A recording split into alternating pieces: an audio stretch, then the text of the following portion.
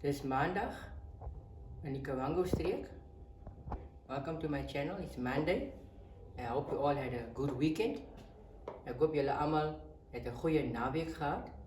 Ons gaan weer 'n bietjie vandag 'n bietjie hersiening doen. Ons gaan vandag groente en vrugte doen. Maar gaan vir julle 'n prent wys en dan gaan ons dit bespreek wat is die Engelse naam daarvoor.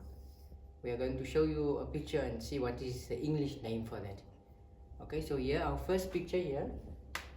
Groente. It says groente. Blaarslaai. Blaarslaai. Now blaarslaai in English it will be lettuce. As a picture shows lettuce. Blaarslaai. Blaarslaai. Salad is slaai. Salad is slaai. So you use blaarslaai om slaai te maak, to make a salad. Wortels. Wortels. That of course is carrots. Carrots. Wortels. Beet. Beet. Beetroot. Beetroot is beet. Pampoen. Pampoen. Pumpkin. Pumpkin. Pampoen. Pumpkin. Broccoli. Broccoli. The same, it's just spelled different in English. Also broccoli. Broccoli, spelled different. Kool. Kool. That's cabbage. Cabbage. Kool. Cabbage. Oi. Oi. Onion. Onion. You spreek die woord ui vir eie. Groenboontjies.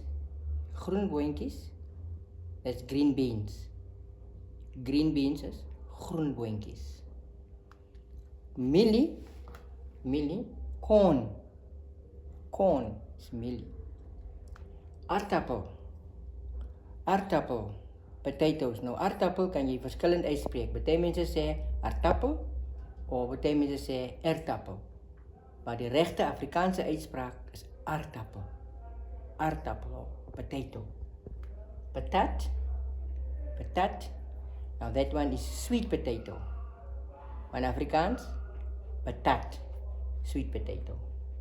Eiervrug. Eiervrug. That's brinjals or eggplant. Brinjals or eggplant. Sampioene. Sampioene. Mushrooms. Mushrooms. Blomkool. Blomkool. Cauliflower. Cauliflower. Soetrussie. Now soetrussie, it can mean green pepper, white pepper, yellow pepper, all the peppers. Soetrussie. Spinazie. Spinazie. Spinach. Spinach.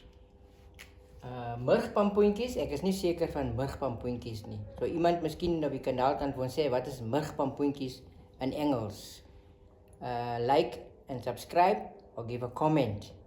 Like, subscribe or give a comment oor murgpampoentjies. Ertjies, peas, raap. Raap is reddish. Reddish. Reddish.